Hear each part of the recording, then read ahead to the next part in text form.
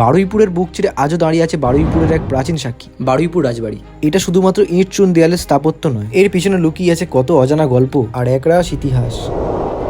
মুঘল আমলে জমিদারি প্রথার মধ্যে দিয়েই বারুইপুর রাজবাড়ির প্রতিষ্ঠা। ইউরোপীয় ও দেশীয় স্থাপত্যের মিশেলে গড়া এই রাজবাড়ি। লাল ইটের দেয়াল, বিশাল দরজা, প্রশস্ত উঠোন আর নাট মন্দির সবই আজও জমিদারি গৌরবের সাথে। বারুইপুর জমিদার বাড়ির অন্দরমহলে লুকিয়ে আছে এক প্রাচীন দেবস্থান, শতাব্দী প্রাচীর কালী মন্দির। প্রায় 2 শতাব্দী আগে জমিদার পরিবার কুলদেবী রূপে স্থাপন করেছিল এই কালী মূর্তি। এই প্রাচীন মন্দির আজও দেখা যায় ইট পাথরের গঠন ও টেরাকোটা শিল্পের ছাপ। কালী পূজা ছিল রাজপরিবারের প্রধান পূজা। উৎসবের সময় রাজবাড়ি প্রাঙ্গণে ভিড় জমাতো হাজার হাজার মানুষের। আজ ভগ্নপ্রায় হলেও কালী মন্দির এখনো আধ্যাত্মিকতা ও ইতিহাসের সাক্ষী হয়ে দাঁড়িয়ে আছে। মাঝে মধ্যে স্থানীয়রা পূজা অর্চনা করেন আর ইতিহাসপ্রেমীরা খুঁজে বেড়ায় জমিদার ঐতিহ্যের ছাপ। বারুইপুর রাজবাড়ির কালী মন্দির কেবল একটি দেবস্থান নয়, এটি একটি ধর্মীয় সাংস্কৃতিক ঐতিহ্যের অমূল্য প্রতীক। আজ রাজবাড়ি অনেকটাই ভগ্নপ্রায়, কিন্তু তবুও এটি আকর্ষণ করে অসংখ্য গবেষক ও ইতিহাস প্রেমিকদের। কারণ বারুইপুর রাজবাড়ি শুধু একটি ঐতিহাসিক স্থাপত্য নয়, এটি বাংলা জমিদারি ঐতিহ্যের একটি জীবন্ত দলিল।